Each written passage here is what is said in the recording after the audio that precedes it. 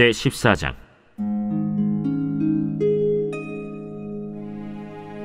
두로왕 히람이 다윗에게 사신들과 백향목과 석수와 목수를 보내 그의 궁전을 건축하게 하였더라. 다윗이 여호와께서 자기를 이스라엘의 왕으로 삼으신 줄을 깨달았으니 이는 그의 백성 이스라엘을 위하여 그의 나라가 높이 들림을 받았음을 알미었더라.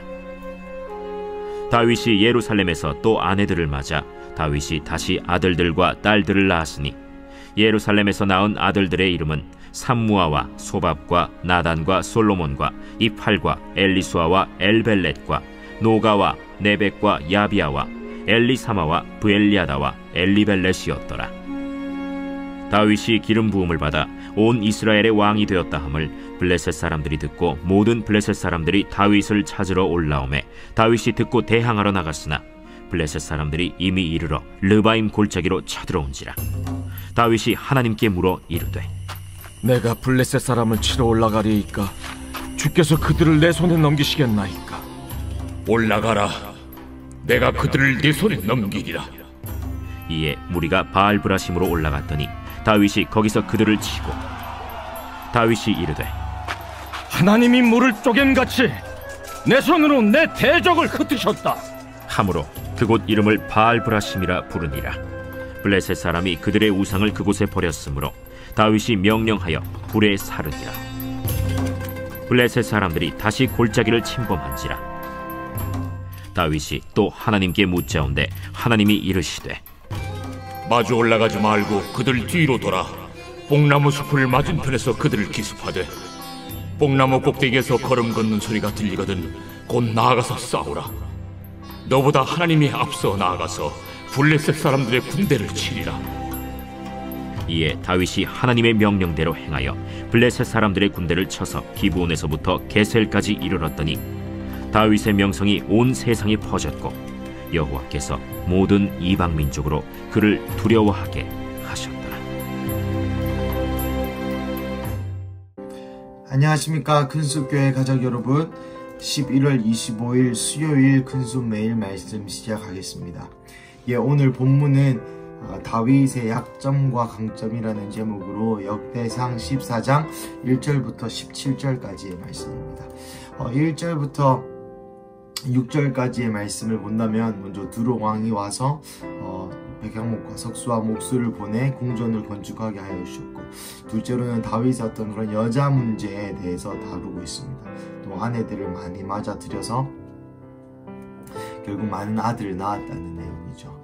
참 어떻게 보면 이것이 우리에게 위로가 되는 말씀일 수 있겠습니다. 다윗이라는 그 위대한 왕도, 다윗이라는 그 위대한 하나님의 사람도 인간적인 문제가 있었다는 것이죠. 그리고 나아가 제가 집중했던 부분은 이 두로 왕 히람이 다윗에게 사신들과 백향목과 석수를 보냈다는 것입니다. 왜 이것을 보냈을까요? 나라를 다윗이 왕이 된 것을 축하하기 위해서일 수도 있고요. 하지만 제가 느꼈던 것은 우리의 삶 가운데서도 이 두로 왕은 바알을 섬기는 자였습니다. 이 이방신을 섬기는 자를 보내어서 하나님의 성전을 다윗의 궁전을 건축해 하였다는 것입니다. 하나님의 방법은 놀랍습니다. 이 다윗의 궁전을 짓는데 자신의 돈을 쓴 것이 아니라 자신의 어떤 노력과 자신의 백성들을 동원하여서 자신의 궁전을 지은 것이 아니라 이 이방신을 섬기는 왕을 통하여서 그리하였다는 것이죠.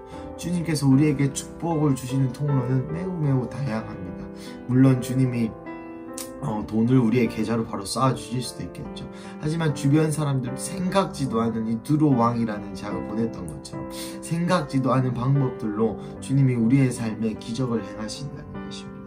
8절부터 16절까지의 말씀은 다윗이 물어서 하나님께 여쭈었고 하나님께 물어서 전쟁에 대한 전략을 받아내고 또 전쟁에서 승리하여져서 이 만방 가운데 유명해지는 그런 내용이 나옵니다. 제가 특별히 집중하였던 부분도 바로 이 부분인데요. 무엇이냐면 다윗이 하나님께 물었다는 것입니다. 다윗이 하나님께 물었고 하나님은 말씀하셨다는 것이죠. 하지만 다윗이 우리도 종종 기도 생활을 하다 보면 예수님께 묻죠. 하나님께 의견을 구합니다. 잘 안 들릴 때도 있고, 또 이런 마음인 것 같은데 아닌 것 같은데 또 의심하기도 하고, 그러면서 하나님께 물을 때가 옵니다. 하지만 오늘 이 성경 가운데 제가 크게 집중했던 부분은 바로 다윗이 물었던 그 상황이 전쟁이라는 것이죠. 여러분, 급박한 상황 가운데 어떤 행동을 취하십니까? 예를 들어서 넘어지는 상황 가운데 어떤 생각할 차도 없이 바로 깜짝 일어나는 그러한 일 가운데 과연 여러분은 어떻게 반응하십니까? 제가 좋아하는 한 선교단체에서 이렇게 얘기합니다. 급할 때 튀어나오는 게 자기의 진심이다. 급할 때 한 행동이 자신의 진심을 반영한다. 예를 들어서 내가 인지하지 못하는 사이에 급하게 누군가가 끼어들었을 때 욕설을 하는 사람은 평소에 욕을 많이 하는 사람이고, 누가 급하게 특별히 운전하는 와중 가운데 급하게 차선에 끼어들었을 때에도 평정심을 유지하고 그 사람을 이해해 줄 수 있는, 급한 일이 있나 보다 하고 이해해 줄 수 있는 사람은 평소에 온유한 사람이고 평정심을 유지할 수 있는 사람이다 라고 얘기해 주었습니다. 급할 때 내가 어디로 의지하는지, 내가 무엇을 의지하는지, 내가 어떤 사람인지 나도 몰랐던 나의 모습을 발견할 수 있는 것이죠. 여러분 삶 가운데 전쟁이라는 걸 혹시 경험해 보셨습니까? 저도 경험해 보지 못했습니다. 하지만 많은 영상 자료와 어렸을 때 배웠기로는 이 6.25와 같은 그런 전쟁은 매우 극한의 상황인 줄로 압니다. 하나님, 오늘 다윗을 여러분 살펴보시면 이 극한의 상황, 전쟁 가운데서 다윗은 하나님께 물어볼 여유가 있었습니다. 아니요, 사실은 여유가 없었을지라도 다윗은 하나님께 묻는 습관이 잘 들어있었는지도 모르겠습니다. 하지만 무엇보다 이 급한 때에 전쟁의 상황에 여호와께 물었다는 것은 다윗이 필히 하나님만 의지했다는 것의 반증이기도 하겠죠. 우리가 급할 때 찾는 것이 무엇입니까? 우리가 나병준 목사님, 이제 목사님이 되셨네요. 나병준 목사님께서 저번에 설교하시기로 이렇게 설교해 주셨습니다. 예수님이 지금 당장 모든 것을 버리고 나를 따라와라, 모든 것을 버리고 아프리카로 가라 하셨을 때 여러분 머리에 생각나는 첫 번째 것이 무엇입니까? 그것이 여러분의 우상이고 그것이 여러분이 가장 의지하는 것입니다 라고 말씀해 주셨던 그 설교가 갑자기 기억이 납니다. 여러분, 지금 당장 여러분이 급할 때 여러분이 의지하는 것은 무엇입니까? 여러분이 갑자기 암에 걸렸을 때 여러분이 의지하는 것은 무엇입니까? 병원입니까? 혹은 여러분의 돈입니까? 혹 여러분의 돈이라면 여러분이 파산했을 때 여러분이 의지하는 것은 무엇입니까? 사람입니까? 가족입니까? 무엇입니까? 가장 급한 와중에 찾는 것이 하나님이십니까? 아니면 다른 것입니까? 오늘 이 본문을 묵상하는 가운데 제 마음 가운데도 다양한 적용들이 이루어졌습니다. 가장 내가 급할 때 찾는 게 뭘까? 내가 가장 필요할 때, 내가 무엇이 가장 필요하고 내가 가장 급할 때 찾는 게 과연 하나님일까 아닐까 라는 생각이 해보았습니다. 내가 아플 때 찾는 것, 이 전쟁 중에 찾는 것, 물론 우리의 필요가 있고 우리의 마음 절절한 그런 스토리들이 있으면 대개들 많이 새벽 기도를 나오시거나 또 주님 앞에 기도하곤 합니다. 하지만 급할 때 주님을 찾는 것과 동시에 우리가 안정될 때도 주님을 찾아야 한다는 그런 적용을 해보았습니다. 우리가 비속적인 표현으로 등 다시고 배가 부를 때 주님을 찾아야 하는 것이죠. 그렇지 않으면 주님이 우리를 또 다른 고통을 통하여서 또 다른 고난을 통하여서 우리를 단련하시고 또 그 고난의 시간을 통하여서 우리로 하여금 주님께 더욱더 가까이 가게 만드시는 게 하나님 나라의 원리인 것 같다는 생각을 해보았습니다. 말씀을 마무리하겠습니다. 내가 급할 때든지 급하지 않을 때든지 우리는 주님을 붙들어야 합니다. 전쟁과 같은 급박한 상황 속에서 하나님을 붙들었던 다윗처럼, 혹은 평온한 중에 하나님과 동행하였던 에녹처럼 우리의 상황이 어떠하든지 간에 우리는 하나님께 물어야 하고, 우리의 삶의 실제 가운데서, 교회에서 생활 말고요, 우리의 삶의 실제 생활 가운데서 여러분 전쟁의 전략을 하나님께 받았습니다. 전쟁의 전략을 가지고 계신 하나님, 전쟁의 전략을 가지고 다윗에게 역사하셨던 하나님께서 우리의 비즈니스 가운데, 우리의 실제 생활 가운데, 우리의 가족 관계 가운데, 우리의 학교 생활 가운데 전략이 있지 않으실까요?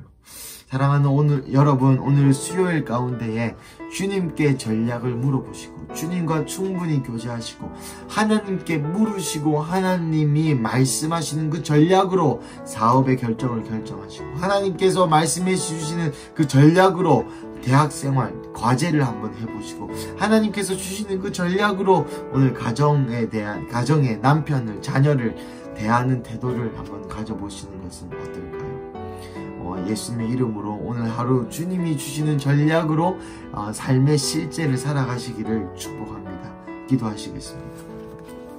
하나님, 기도합니다. 우리가 다윗이 전쟁 때에 급박한 와중에도 주님을 찾았고 또 주님이 주시는 전략으로 전쟁에서 승리하였음을 봅니다.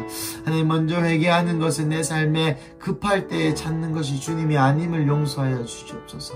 지금 기도할 여유도 없고 기도할 생각도 없는 그런 때가 있다는 것 자체를 주님 회개합니다. 하나님, 모든 것이 주님으로부터 왔고 모든 지혜와 또 모든 것을 주님께서 만드셨습니다. 주님, 내가 급할 때에도 주님을 찾게 하여 주시고 그럴 지혜를 주님 나에게 허락하여 주시옵소서. 그리고 내가 급하지 않고 내 삶이 평온하고 내가 모든 것이 잘 될 때에도 내가 주님을 찾게 하여 주시옵소서. 생명이 근원이 마음에서 난다고 하셨는데 마음을 주님께로 잘 이끌고 마음을 주님께로 잘 지키는 훈련을 내가 평안할 때에도 하게 하여 주시옵소서. 사랑하는 하나님, 우리의 모든 삶의 지혜가 주님의 손에 붙들려 있는 줄로 압니다. 내 관습, 나의 경험들, 내가 사업을 이런 방식으로 해왔으니까 앞으로도 이렇게 해나가야 될 거야. 이런 부분에는 이런 지혜를 사용해서 먹혔으니까 이렇게 해야만 해 라는 그런 모든 고정관념들을 주님께 내려놓습니다. 하나님, 항상 신선한 기름으로 우리를 채워주시고 오늘 하루 가운데 우리의 사업의 현장에서, 우리의 삶의 현장에서, 우리의 학교의 현장에서, 우리의 가정의 현장에서 하나님으로부터 전략을 듣고 그 전략을 실제적으로 삶 가운데서 살아낼 수 있는 그런 우리 큰숲교회 가족들 되게 하여 주시옵소서. 감사합니다. 이 모든 기도를 모아 살아계신 예수님의 이름으로 기도드렸습니다. 아멘.